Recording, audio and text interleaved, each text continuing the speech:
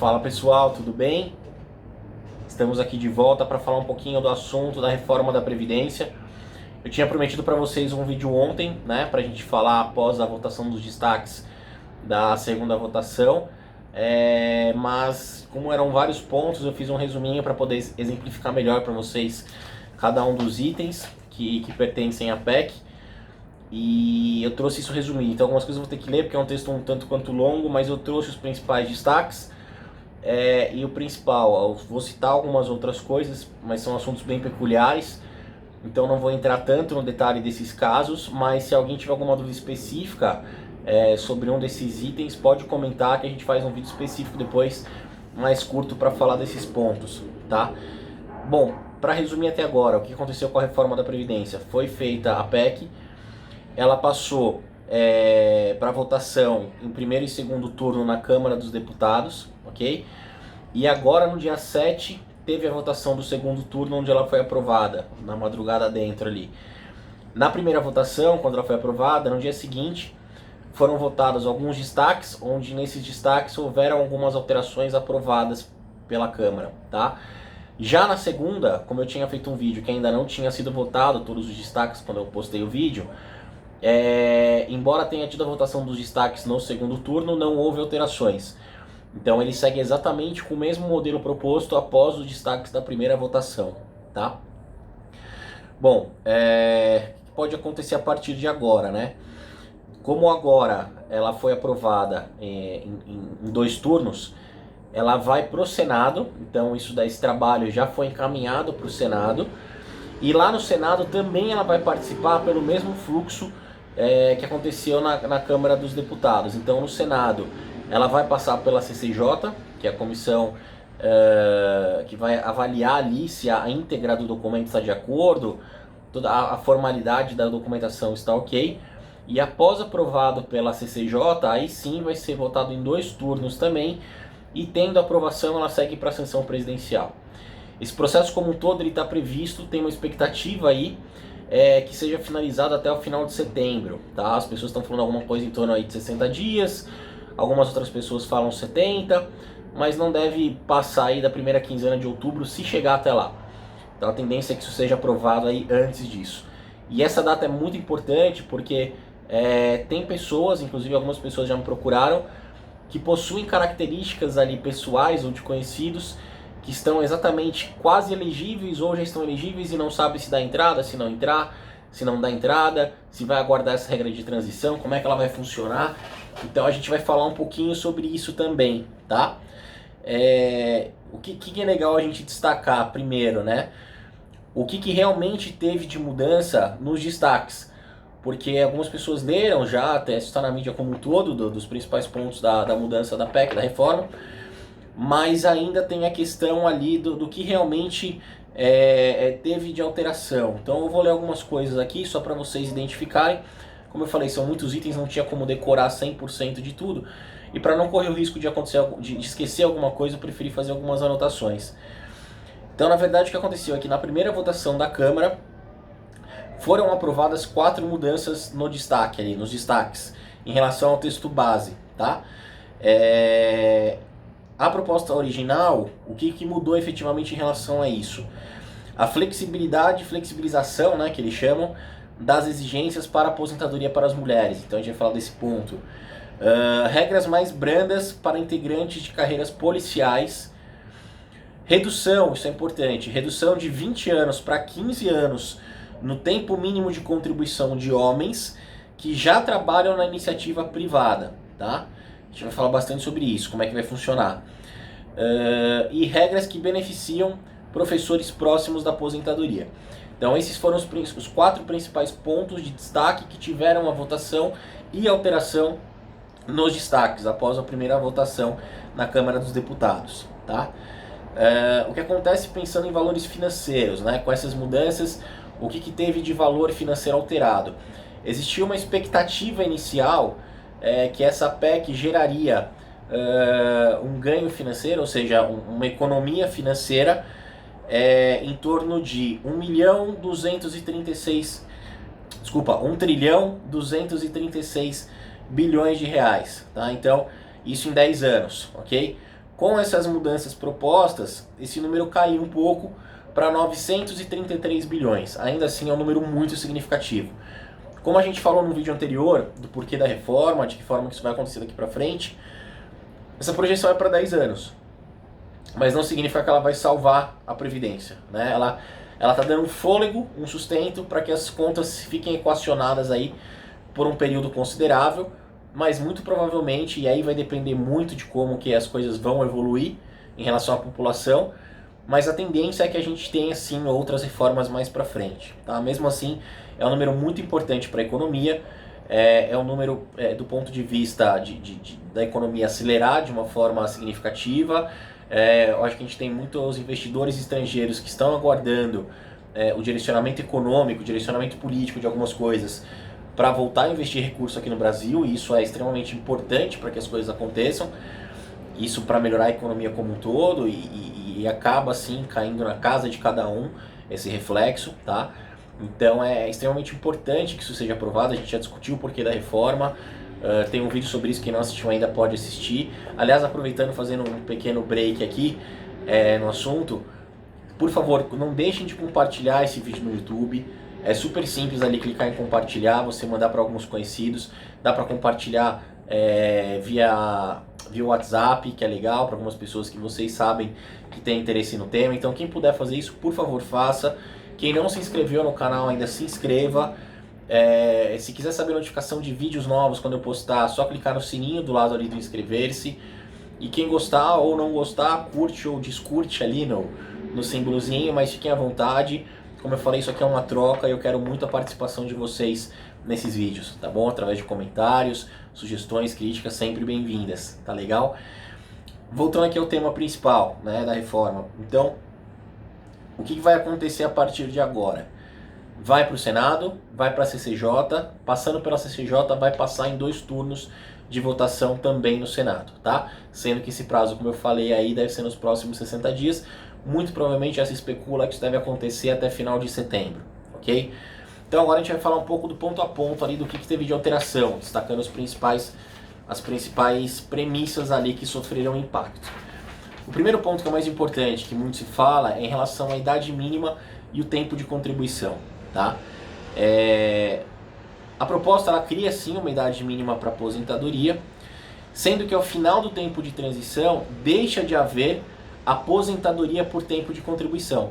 Então hoje as pessoas podem se aposentar estritamente por tempo de contribuição, independente da idade. Agora não vai ter mais isso. Agora vai ser obrigatório você cumprir o tempo de contribuição e mais uma idade mínima. Lembrando que isso vai valer 100% a partir da finalização das regras de transição, que isso vai demorar alguns anos, tá? Então a gente vai falar em seguida das regras de transição, ok? A idade mínima que está no texto base, depois já de aprovado na Câmara, é que vai ser para mulheres 62 anos de idade e 65 anos para homens, ok? Isso tanto para iniciativa privada quanto para os servidores públicos, ok? Não vai ter distinção em relação à iniciativa privada e servidores públicos, 62 para mulheres e 65 para homens, tá?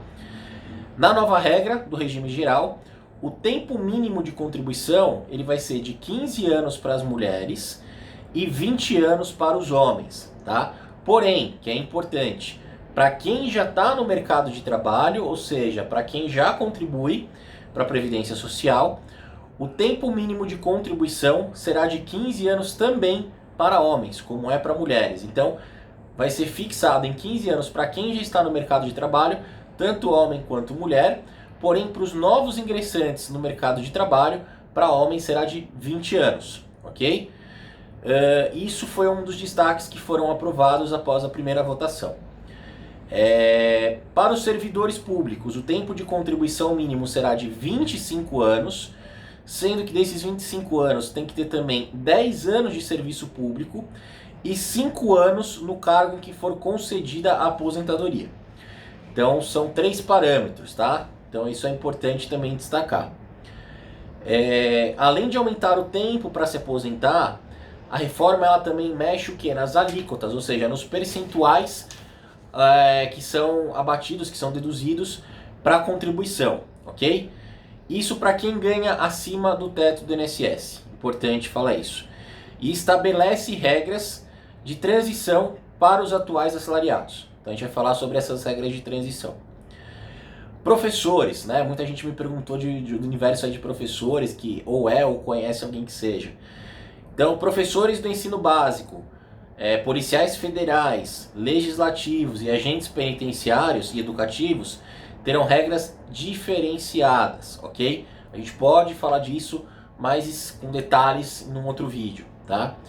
As novas regras, elas não valerão para os servidores estaduais e dos municípios com regime próprio de previdência. Então, quem é servidor e tem regime próprio de previdência, essas regras não vão valer, pois não foi aprovado pela comissão especial essa extensão. Então, ela tirou a extensão das regras da reforma para os estados e municípios. Tá? É isso que é o resumo do que muita gente ouviu falar aí no noticiário da TV, na internet, etc. Estados e municípios estão fora dessas regras, ok? Também ficaram fora do texto votado na Câmara a capitalização, o regime de capitalização, ou seja, aquela formação da poupança, vamos chamar assim, individual, ok? Isso no primeiro momento, isso daí eu acho que é um tema que ainda vai voltar à tona, mas não está nesse texto. E mudanças na aposentadoria dos trabalhadores rurais, tá? Bem como também no pagamento do benefício de prestação continuada, o famoso BPC, tá? Que é feito ao idoso ou à pessoa com deficiência. Então, tudo isso ficou fora, ok? Falando um pouquinho do cálculo do benefício, tá? Esse vídeo, pessoal, infelizmente vai ficar um pouquinho mais longo, porque o texto as mudanças são vários pontos. Eu estou abordando de forma geral os principais, mesmo assim ainda vai ficar um pouquinho mais longo que o habitual, tá? Quem puder assistir ao final, agradeço muito, legal? Falando um pouquinho do cálculo do benefício, tá? Pelas novas regras, o valor da aposentadoria ele vai ser calculado com base agora na média de todo o histórico de contribuições do trabalhador, não descartando mais as 20% mais baixas como é feito atualmente. Então hoje o cálculo é feito considerando as 80 mais altas, né? Ele exclui as 20 mais baixas e agora não mais. Então vai ser calculado com base na média de todos o histórico de contribuições do trabalhador, tá? Ao atingir o tempo mínimo de contribuição, 20 para homens e 15 para mulheres, para quem ingressar no mercado após a aprovação da reforma, os trabalhadores do regime geral terão direito ao quê? Como é que vai ser o cálculo? 60% do valor do benefício integral, desde que eu atinja as premissas, ok? E esse percentual, ele sobe 2 pontos para cada ano a mais de contribuição. Então tem o tempo mínimo ali, né, de 20, de 15 anos, e ele sobe 2 pontos a mais para cada ano de contribuição adicional que você faça. Ou seja, para ter direito a 100% da média dos salários, a mulher terá que contribuir por 35 anos e o homem por 40 anos, ok? Então, para atingir 100%, essa vai ser a regra do jogo, tá?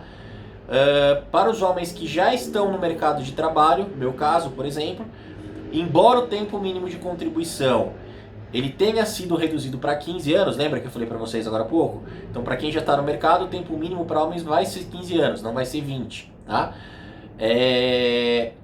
O valor do benefício, na regra de transição, importante, só subirá a partir do 21º ano de contribuição, tá? Então, não é a partir dos 15 anos, e sim depois, a partir dos 21 anos de contribuição.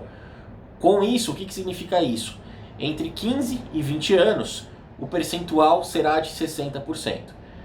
Então, se você for se aposentar entre 15 e 20 anos de contribuição, mesmo para quem já é do mercado, o percentual vai ser de 60%, tá? Da média de todos os salários. Só terá direito ao benefício de 100% os homens que atingirem 40 anos de contribuição, ok? Que mais? Que é importante aqui? Para mulheres, a contribuição mínima será de 15 anos, como a gente falou, e não tem distinção para quem já está no mercado ou para quem vai entrar no mercado. A regra é absolutamente a mesma. E o benefício é garantido 100% da média, sempre com 35 anos de contribuição, tá? Quem se aposentar após o período de transição, só depois do período de transição, poderá receber mais de 100% do benefício integral, ok? O valor ele nunca poderá ser superior ao teto, ou seja, existe um teto do INSS, esse teto hoje é R$ 5.839,45. Então, assim, pode ser maior, a sua média pode ser superior a 100%, o seu benefício pode ser superior a 100% das médias, se você tiver mais do que o tempo mínimo ali de contribuição, somando os percentuais ali que ano a ano vai subir, porém, eles nunca podem extrapolar o teto do INSS, que hoje é de 5.839 e ele sofre correções aí com o passar dos anos, tá?